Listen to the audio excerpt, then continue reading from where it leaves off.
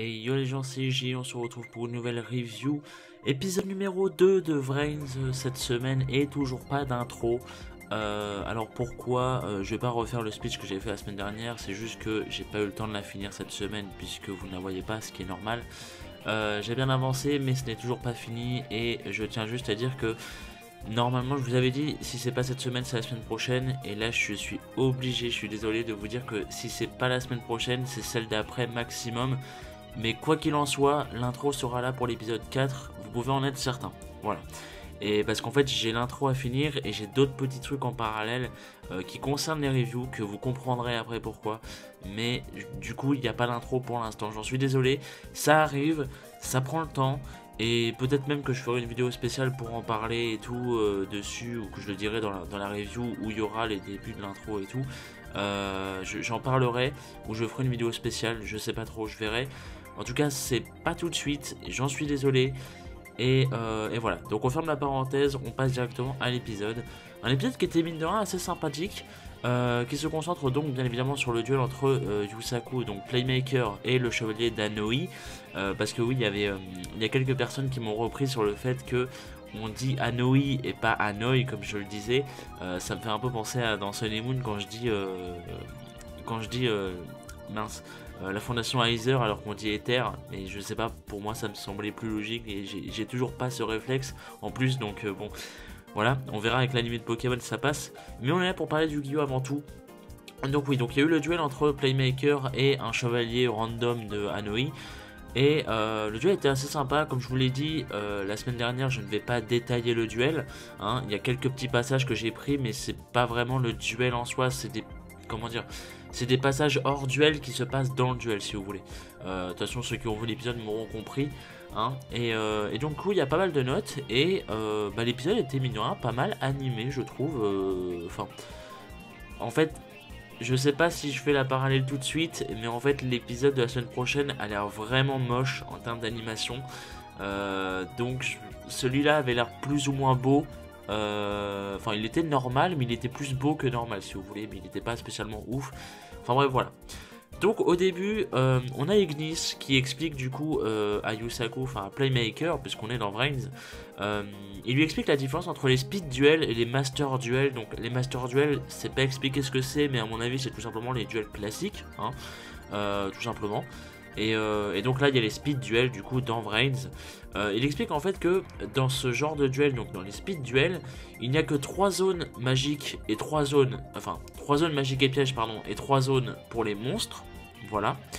Ainsi qu'une zone pour les extra monstres, enfin une zone extra, voilà, pour les monstres d'extra deck, voilà, j'y arrive. Et en fait, Yusaku, bizarrement, semblait connaître à moitié cette règle dans l'épisode précédent, parce qu'à un moment dans l'épisode précédent, il dit est-ce qu'il n'y a pas une règle comme quoi il n'y a que 3 emplacements de cartes, etc. et tout, et enfin, ça semble, comment dire, ça sonne comme un espèce de souvenir en fait de sa part, et du coup là il repense à ça et il se dit que c'est bizarre, comment est-ce qu'il savait ça et tout, enfin d'où je sais ça et tout, il se dit, donc c'est assez étrange.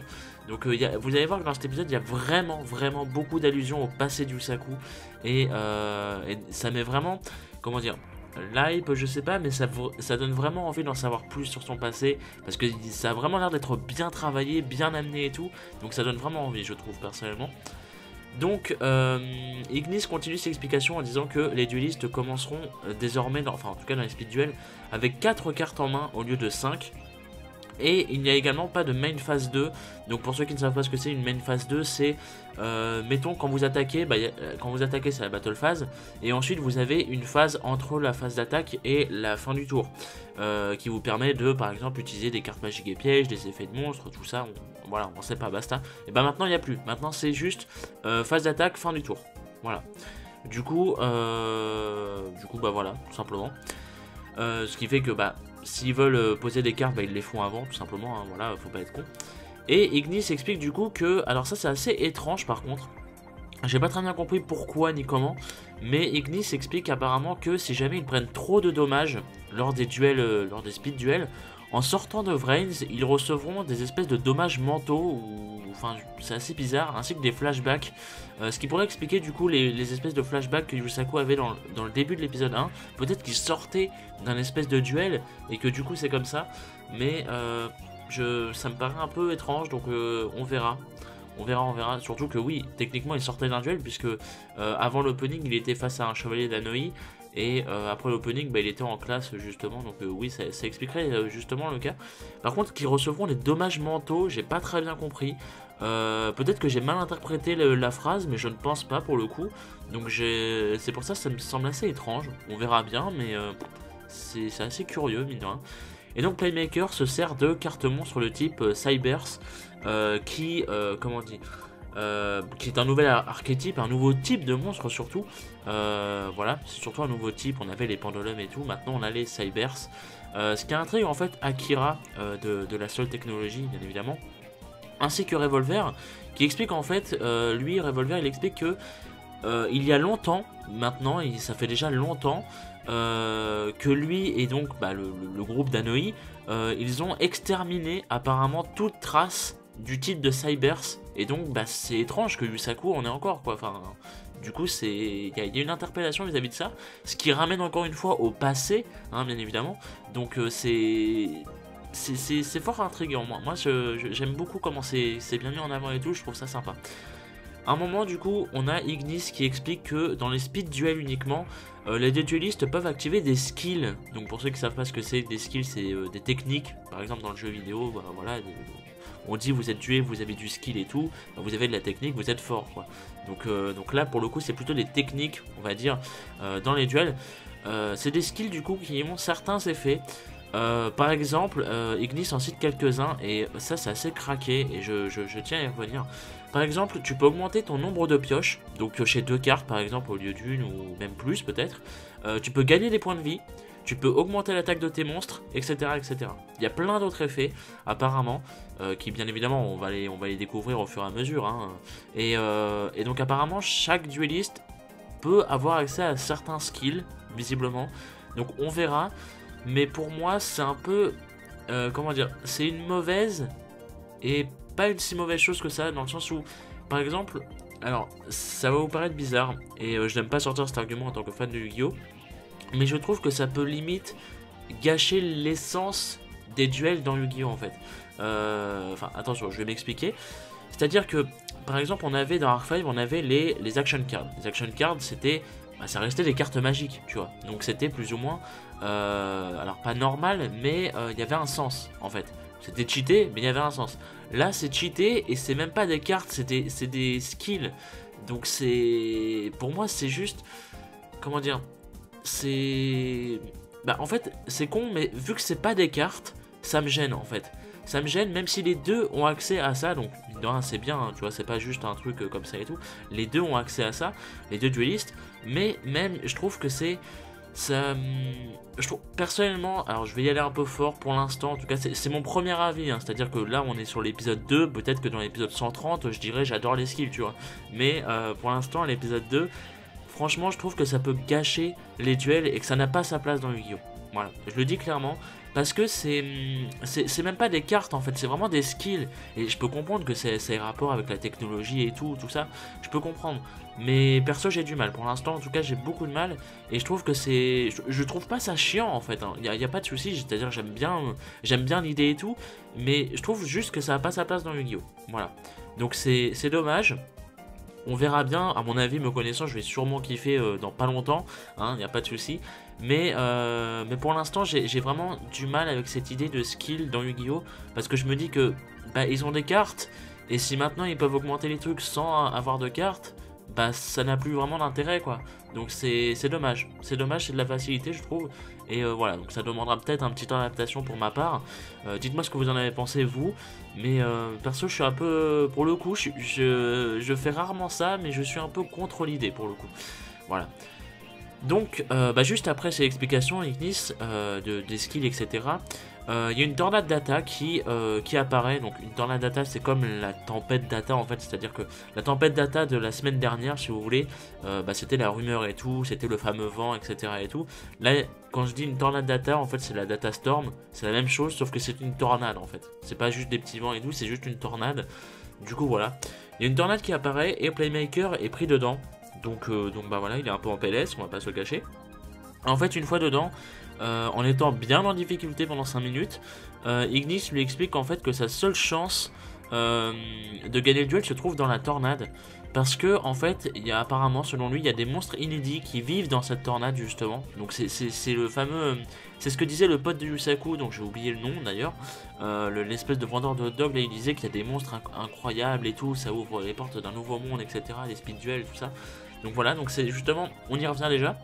Et Playmaker du coup active du coup un skill, il découvre un skill, il l'active du coup, nommé Storm Access, donc le titre de l'épisode, qui lui permet en fait d'avoir accès à une carte au hasard dans la tornade data si ses points de vie sont inférieurs à 1000.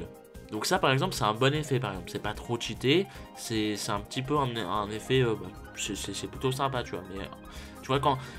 En fait c'est ça le truc, quand c'est des effets comme ça qui permettent... comment dire, des effets situationnels par exemple, comme avec la tornade, je trouve ça plus logique qu'un simple effet genre bam, j'utilise mon skill, l'attaque de mon monstre augmente et du coup je peux te battre. Tu vois, c'est ça que j'aime pas en fait avec les skills, c'est que ça peut être très varié. Donc il y a des bonnes idées comme des mauvaises, on verra bien évidemment par la suite. Bon, je ne vais pas y revenir, voilà. Du coup oui, Playmaker a accès à une carte au hasard du coup dans la tornade data.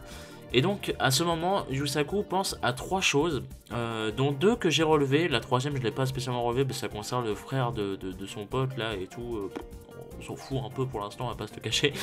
Mais en fait la première, c'est très intéressant la première. C'est un flashback en fait où on voit 6 enfants sauvés de la moitié d'une forêt ou un truc comme ça par des secours, donc genre des pompiers et tout. Et Yusaku en fait partie. Et vous allez voir pourquoi le chiffre 6 est important. Encore une fois, merci d'avance à Yuri-sama pour ces informations.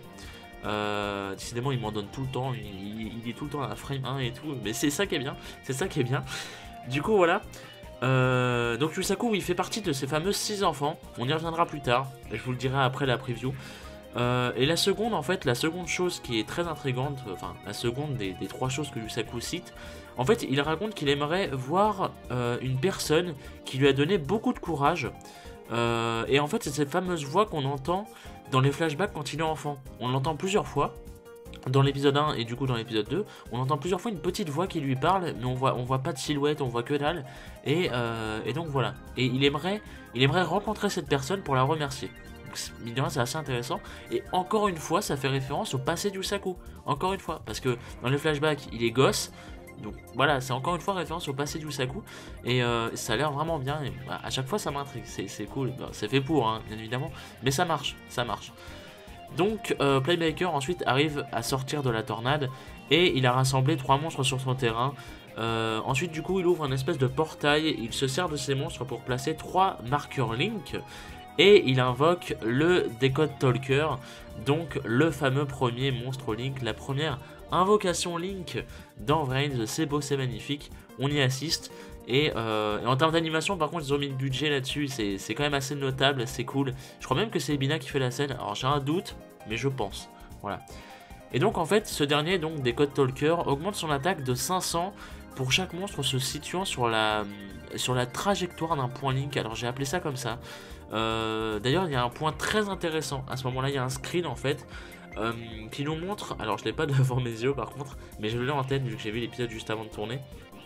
En fait c'est un screen qui nous montre à quoi ressemblent les terrains, et ça m'aide, personnellement ça m'a aidé à beaucoup mieux comprendre comment fonctionnaient les links en fait. C'est à dire que bah, t'as 3 monstres, t'as une zone au-dessus des monstres avec le monstre link par exemple, et t'as le terrain adverse. Et par exemple celui d'Usaku, il avait 3 marqueurs du coup. Il avait un marqueur en bas à droite, un marqueur en bas à gauche et un marqueur en haut. Du coup, le marqueur d'en haut cible, si vous voulez, enfin sur sa trajectoire, il y a le Cracking Dragon du Chevalier d'Anoi. Et sur son marqueur en bas à gauche, oui, il y a un autre monstre que Yusaku a ramené. Voilà, bon voilà. Et donc voilà, ça fait que c'est comme ça que ça va cibler et tout. Donc mine de rien, ça peut être vachement intéressant. Et enfin, j'ai trouvé ça très intéressant parce que pour moi qui avait du mal un petit peu à comprendre les links et tout, comment ça marchait avec leurs marqueurs et tout, là j'ai bien compris la chose et c'est... Un simple screen permet de bien expliquer en fait. Et j'avais pas vu de screen jusqu'à présent donc je comprenais pas trop. Voilà, tout simplement, c'est con mais c'est comme ça. Donc voilà. Donc c'est cool et il augmente du coup ses points d'attaque de 1000, ce qui fait qu'il est plus fort que le Cracking Dragon, etc. Donc il finit par le détruire et par gagner le duel. Et l'épisode se termine pile à la fin du duel avec Yusaku qui fait une tête vachement badass. Et voilà, c'est comme ça que se termine l'épisode. Du coup, la preview, on va y aller direct. La preview nous montre que Go, donc Go Onizuka, là je sais pas quoi, l'espèce de pseudo rival à la con de Gongen Saka-like, va vouloir affronter Playmaker. Et alors, j'ai noté que Emma ferait ses débuts, c'est pas sûr, enfin si c'est sûr parce qu'elle est dans la cast list, donc c'est sûr. Et Emma, vous savez que c'est ma future main, c'est quasiment garanti. D'ailleurs on a eu des infos sur Emma. Emma sort, comment dire, elle semble apparemment être une sorte d'espionne, je sais pas, si c'est le cas c'est absolument craqué, mais plus une chasseuse de trésors. Apparemment la description la classe plus comme une espèce de chasseuse de trésors peut-être, ou peut-être une espionne, je sais pas, peut-être une chasseuse de potins, qui sait, on ne sait pas. Et apparemment elle ne serait d'aucun côté, donc elle n'est pas avec les Sols, elle n'est pas avec Yusaku, elle n'est pas avec les Hanoi, elle est indépendante, tout simplement, voilà.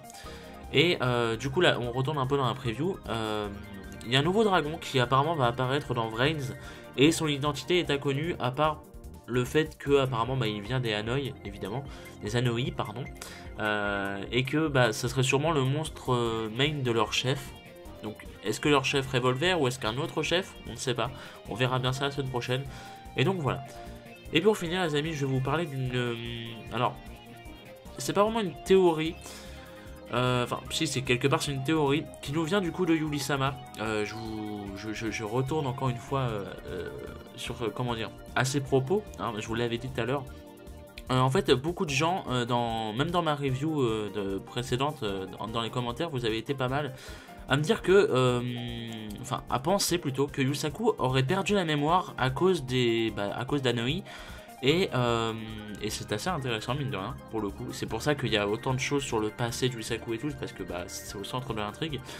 Et en fait Yuri-sama m'a expliqué hier je crois, ou avant-hier, je sais plus, une théorie, comment dire, avec le chiffre 6. Avec le chiffre 6, pourquoi? Parce que justement, je vous l'avais dit tout à l'heure avec le chiffre 6, les 6 enfants qu'on voit dans le flashback de Yusaku, voilà. Apparemment, dans le premier épisode, alors j'ai pas compté personnellement, mais voilà, apparemment il y a 6, espèces d'Ignis, on va dire. Et dans l'opening, au tout début de l'opening, juste avant que le logo de Vrains n'apparaisse, il y a 6 oiseaux. Voilà. Et du coup, Yuri-sama et sûrement d'autres, hein, parce que peut-être qu'il a pris cette info de quelqu'un, j'en sais rien. En tout cas, c'est lui qui me l'a relayé. Donc lui, il pense que, bien évidemment, les 6 oiseaux... ou en tout cas les 6 enfants et les 6 Ignis sont liés quelque part, sont reliés entre eux, ce qui est fortement cramé, on va pas se le cacher, mais du coup voilà, et donc on verra ce que c'est. Peut-être que du coup Yusaku a un espèce de passé avec les Ignis et tout, et que du coup il y a une espèce de, vous savez, un peu comme Zark, c'est-à-dire que les choses se sont déjà passées, pardon. Et là en fait il y a une espèce de trou noir et du coup paf, Yusaku ne se souvient pas de son passé et tout, enfin ce qui expliquerait également le retour des Cybers, etc. Enfin il y a plein de petits trucs comme ça, on verra ça dans les prochains épisodes tout simplement, parce qu'apparemment ça a l'air de bien avancer mine de rien. Donc après voilà, faut pas oublier que Vrains va sûrement enlever cette espèce de comment dire, de nouveauté entre grosses guillemets qu'a introduit Arc-V dans l'univers du Yu-Gi-Oh, à savoir une histoire en 140 épisodes. Là on va sûrement retourner à un format de une histoire en 25 épisodes, donc pour une saison. On verra bien si c'est le cas ou si c'est pas le cas, on verra, ça a été dit. En tout cas voilà, donc dites-moi ce que vous pensez de la théorie du coup de Yuri-sama, hein. Je rappelle que c'est pas de moi, hein. Je préfère m'en dédouaner. Et du coup, oui, dites-moi ce que vous en pensez, parce que ça risque d'être vraiment très intéressant. Après, comme je lui ai dit, ça serait dommage qu'on ait cramé dès le début la chose. Mais en même temps, bon, c'est fait pour, j'ai envie de vous dire, et puis bah, c'est pas plus mal, dans le sens où ça permet un petit peu de hype, ça permet un peu de théoriser, ça se trouve on sera dans le bon, ça se trouve on sera dans le faux. Bon, en tout cas une chose est sûre, c'est certain qu'ils sont reliés, je pense aussi, et donc on verra ça lors des prochaines semaines, tout simplement. Voilà. En tout cas, merci à vous, rendez-vous à la semaine prochaine, peut-être avec l'intro, mais je préfère pas m'avancer au cas où ce sera la semaine d'après, voilà. Désolé encore pour le retard. Dites-moi ce que vous avez pensé de l'épisode, tout ça. Et puis on se retrouve la semaine prochaine pour encore une fois le combo Pokémon Yu-Gi-Oh! Toujours le week-end. Voilà, merci à vous, rendez-vous à la prochaine et des bisous.